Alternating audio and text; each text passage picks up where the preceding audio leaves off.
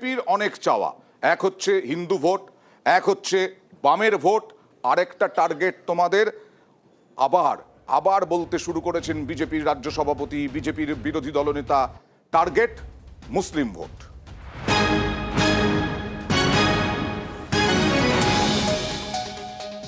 দেখুন, সংখ্যালঘু সম্প্রদায় বিশেষত পশ্চিমবঙ্গের মুসলিম সম্প্রদায় বুঝতে পেরেছে যে তাদেরকে বোকা বানানো হয়েছে, তাদেরকে ব্যবহার করা হয়েছে। সংখ্যালঘু সম্প্রদায় এতদিন যে পরিমাণে ভোট দিত তার থেকে অনেক বেশি পরিমাণে ভোট এবার বিজেপি। 24-এর লোকসভা ভোটের আগে কথা বলছেন বিজেপির রাজ্য সভাপতি। 21-এর বিধানসভা ভোটের আগে অবশ্য বারবার মেরুকরণের অস্ত্রে শান দিতে দেখা গেছে বিজেপিকে। কার ভরসায়? 62,000-এর ভরসায়। আর পদ্মকে জিতবে 2,13,000-এর ভরসায়। 2,13,000 কারা? জয় শ্রীরাম বলে যারা। 21-এর ভোটের ফলেই স্পষ্ট, মেরুকরণের অস্ত্রে শান দিয়ে তেমন কিছু লাভ হয়নি বঙ্গ বিজেপির। কারণ মুসলিম ভোট তৃণমূলের দিকে আরো বেশি সুসংগত হয়েছে, হিন্দু ভোটও পুরোপুরি বিজেপির দিকে যায়নি। পর্যবেক্ষকদের একাংশের মতে পদ্ম শিবির ভালোই বুঝতে পেরেছে এ রাজ্যে তৃণমূলকে হারাতে হলে তাদের মুসলিম ভোটে ভাগ বসাতেই হবে।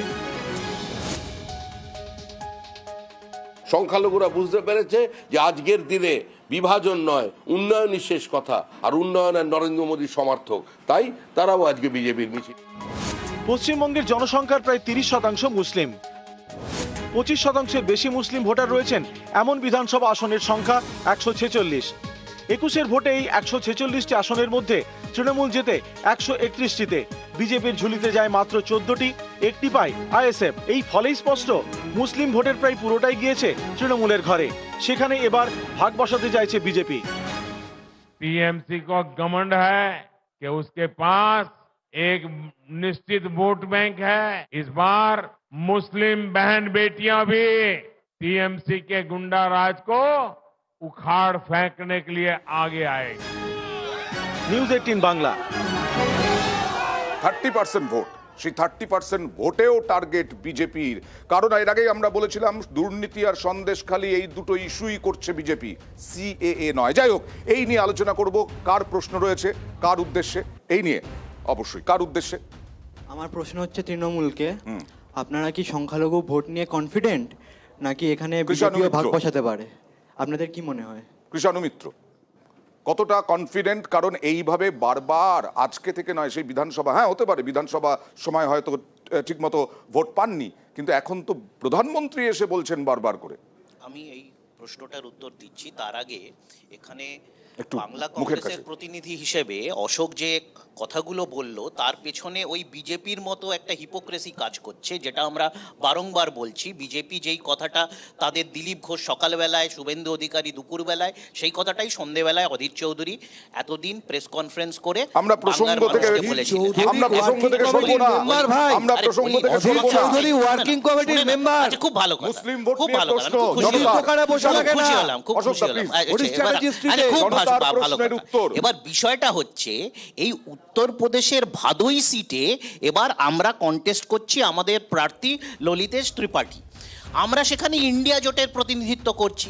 এখন কংগ্রেসকে আমরা বাংলাতে কেন সিট ছাড়িনি, অধীর কংগ্রেসকে, সেই ঝালটা তাদের মাথায় থাকতে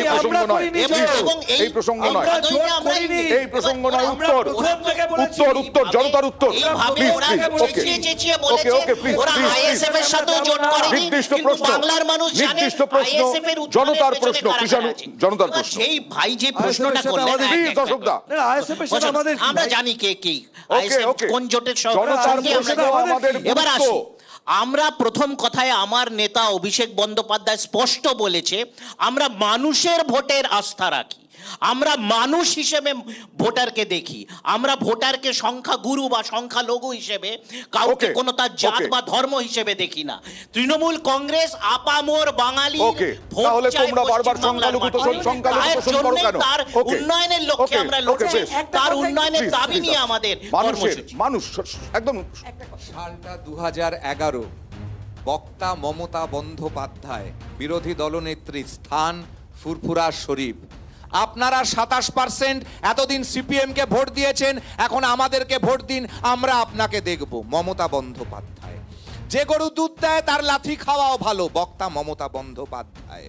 এরা বলে আমরা তোমরা তোষণ হয়তো করি। এইরকম ভাবে বলছো না, কিন্তু এখন চলছে, এখন না, চাইছো না, না, না। মুসলিম ভোট চাইছো, একদম মুসলিমদেরকে নাকি পরিষ্কার বোকা বানানো হয়েছে সেটাও বলছো। দলুয়া খাকি কোন রাজ্যে হয়েছে? জয়নগরে কারা মারা গিয়েছে? বকটুইতে জ্যান্ত কাদেরকে পুড়িয়ে মারা কৃষাণু। হয়েছে? কাদের ওকে। ভবিষ্যৎবাণী করা হয়েছে? কারা আসবো। বঞ্চিত থেকেছে? ওকে, যখন বুঝতে পারলাম, প্রধানমন্ত্রী জল বুঝতে জীবন পারলাম, মিশন বুঝতে থেকে পারলাম। আরম্ভ করে মারা গেলে তৃণমূলের আর ব্যর্থতা, ধর্ম দেখে সংখ্যালঘুদের জনতার তৃণমূলের উপর ব্যর্থতা। ধর্ম দেখে ওকে, আমরা ওকে, ওকে। শকুনের রাজনীতি করি না। নিজেদের এক। কথা বলতেই মনে করে, আবার সেটাই হচ্ছে এখানে তাদের আসল কথা। এখন যেটা বিষয় হচ্ছে, আমরা জানি আসাম আমাদের কাছে জ্বলন্ত উদাহরণ, যে এই বাঙালিকে হিন্দু মুসলমানে বিভাজন করতে গিয়ে আসামে 18 লক্ষ বাঙালি হিন্দু মুসলমান নির্বিশেষে তারা এই সিএএ এনআরসির কবলে পড়েছে।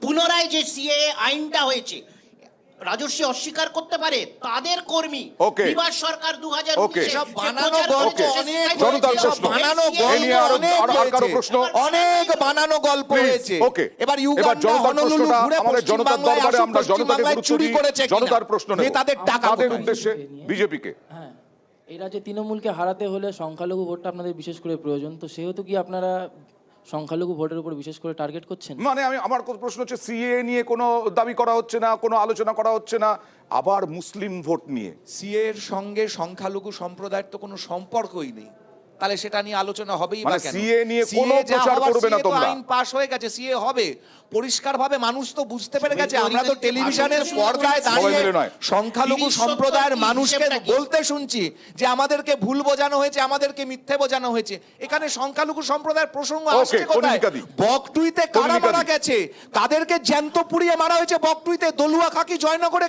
কাদেরকে মারা হয়েছে? প্রধানমন্ত্রী যখন জল জীবন মিশনের বা জল পৌঁছে দিচ্ছেন, সংখ্যালঘুর বাড়িতে পৌঁছাচ্ছে না, কোনো- গ্রাম কোনো সড়ক জলটা যোজনা, পৌঁছায়নি। রাস্তা আবার পৌঁছচ্ছে না, মিথ্যাচার গ্রামে হচ্ছে। সংখ্যালঘুর ওকে, বাড়িতে। তুমি বলছো- পৌঁছায়নি। তুমি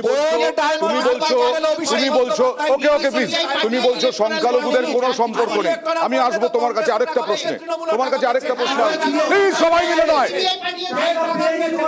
অশোকদা, অশোকদা প্লিজ, প্লিজ। আর ক্রমাগত সাম্প্রদায়িকীকরণ, মানুষকে ধর্মের ভিত্তিতে মেরুকরণে তো বিজেপি আরএসএস ক্রমাগত, তাই বিজেপি আরএসএস সাম্প্রদায়িকতা, ধর্মের ভিত্তিতে মেরুকরণ এই নিয়েই পার্টি চালায়। ওরা তো নির্দিষ্ট করে বলে মুসলমান, কমিউনিস্ট, খ্রিস্টানরা ওদের শত্রু, ওরা তো বারবার বলে, ওদের নিজেদের লেখা আছে। আর তারপরে আজকে এখন ভোটের জন্য লজ্জা করে না যে ভোটের জন্য এই কথা বলছে। মানুষকে আমি একটা প্রশ্ন করব এর প্রত্যুত্তরে। মানুষ হিসাবে ওকে। পরিচয় বিজেপি আরএসএস দেখেনি, বিরাট অভিযোগ, কোনোদিন দেখেনি। বিরাট অভিযোগ, কিন্তু মানুষকে তারপরেও বিজেপি আমি বলছি, RSS দেখেনি। তুমি- এবং আজও আমি তাই আসছি, please। সিএ বলছে, হ্যাঁ, হ্যাঁ, সিএ এর হ্যাঁ, প্রশ্ন, হ্যাঁ। সিএ এর কথা যেটা বলেছে হ্যাঁ, ভেবে দেখুন, হ্যাঁ। বলেছে যে যারা যে রাজ্যগুলো থেকে, যে রাষ্ট্রগুলো থেকে আসার প্রশ্ন, সেক্ষেত্রে কিন্তু যাদের কথা বলেছে, যে ধর্মাবলম্বীদের কথা, মুসলিমদের কথা বলছে না। তাহলে কি, ওকে, তাহলে ওকে, কোথায়, কোন আমি জায়গায় বলছি লজ্জা করে না আমাদের বিজেপি এডিটরি RSS এর? বিশ্ব লজ্জা মজুমদারের করে না? সঙ্গে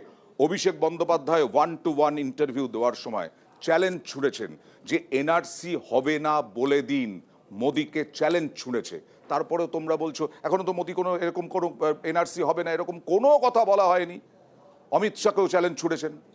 অভিষেক বন্দ্যোপাধ্যায় তিনি যদি এখন স্বপ্নের মধ্যে এনআরসি দেখতে পান, তার দায় আমাদের নয়। আচ্ছা বলেছিল ক্রোনোলজি আরে সমঝিয়ে। বাবা, ঠিক আছে, তাইলে তোমার সময় CAA বলিনি তো। আएगा, उसके बाद ওকে, NRC তোমার সময় আएगा। বলিনি তো। ওকে। হ্যাঁ, কনিনিকাদিকে আমি একবার অনুরোধ করব, 2012 সালের কোজিকোডি সিপিএম এর পার্টি কংগ্রেসের যে রেজলিউশনের কাগজটা, সেটা নিয়ে এসে একবার জনতার সামনে দেখিয়ে দিন যে ওনারা আপনি দেখুন, সিএ আপনি সম্বন্ধে দেখুন, কে বলে। আমার পড়া এই আছে। এক কথা বলতে আমার গেলে পড়া করে, আছে, আপনি কারণ দেখুন, এদের থেকে আপনি বড় দেখুন। দ্বিচারিতা মিথ্যাবাদী আপনি দেখুন, সংসার নেই। আপনি দেখুন, এই জন্য আপনার সিপিএম পড়া শূন্য আছে। হয়ে গেছে। আপনার পড়া এরা আছে, দুরকম, আমার পড়া আছে। এরা হচ্ছে আপনি জিন্নার দেখুন, দালাল আপনি ছিল। দেখুন, বেশি যারা কথা বলেছিল পাকিস্তান দেখুন, মানতে আপনি হবে, দেখুন, ওকে। তবেই ভারত আপনি স্বাধীন দেখুন, হবে, আপনি তারা দেখুন। মুসলমানের এই যে কথা এই বলছে। ওকে, ওকে। যারা কেমন করে জিন্নার বলছে? সঙ্গে অশোক দা, এই অসত্য কথা, আর মারকে এই অসত্য পালিয়ে এসছো কথা এখানে। কন্টিনিউয়াস অশোক দা, অসত্য কথা ওরা বলে। কথা। এটাই BJP You can RSS, fight এটাই বারবার, বিজেপি RSS, বারবার এটাই এই বিজেপি রাজ্যে, RSS। প্লিজ, ওকে, ওকে, পারে না অশোক বলে দা, এই রাজ্যে অসত্য বারবার কথা দেখা বলে গেছে জিততে যে চায়। এরাই বিজেপি RSS। শুভেন্দু অধিকারী শুধু নয়, এটাকে মিঠুন চক্রবর্তী শুরু করেছিলেন, মুসলিম আমাদের ভাই বোন,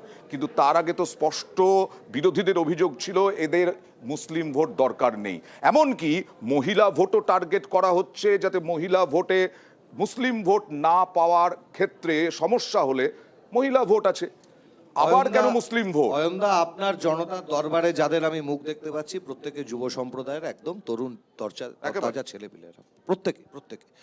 এবং আমি বলতে চাইছি এই আলোচনার বাইরে গিয়েও ভাই, আপনারা রাত্রিবেলা যখন শুতে যাবেন তখন এই যে আলোচনাগুলো হচ্ছে হিন্দু মুসলিম সিএ এনআরসি, এতে আপনাদের কিছু যায় আসে নাকি? আপনাদের মূল সমস্যা কাজ, পেট ভাত, রুটি রুজি, চাকরি বাকরি। কৃষক ঘরের সন্তান হলে কৃষকরা ফসলের ন্যায্য মূল্য পাচ্ছেন না, আপনার বাবা শ্রমিক হলে শ্রমিকের অধিকার নেই। এগুলোই তো, এটাই তো। আপনারা ছেড়ে দিন, এখানে বলতে হবে না, নিজেকে নিজে প্রশ্ন করবেন। আসল ব্যাপারটা অয়নদা, এই মূল সমস্যাগুলো থেকে চোখ ঘুরিয়ে রাখার জন্যই তৃণমূল আর বিজেপি, এবং আমি বলছি দুর্ভাগ্যের বিষয় চতুর্থ স্তম্ভ মিডিয়াও মূল সমস্যাগুলো থেকে চোখ ঘোরানোর জন্য এই সাম্প্রদায়িকরণ করছে। প্রতিবের কাছেই যাই, এদের কর্মসংস্থান, এদের চিন্তা হচ্ছে শিল্প, এদের সংস্থা হচ্ছে খাদ্য, সব মানলাম, কিন্তু শুধুমাত্র মিডিয়া দায়ী নাকি? শুধুমাত্র এই যে বিজেপি তৃণমূল এরা যে ধরনের রাজনীতি করছে, সেই রাজনীতি খাচ্ছে মানুষ, সেই রাজনীতি গ্রহণ করছে মানুষ।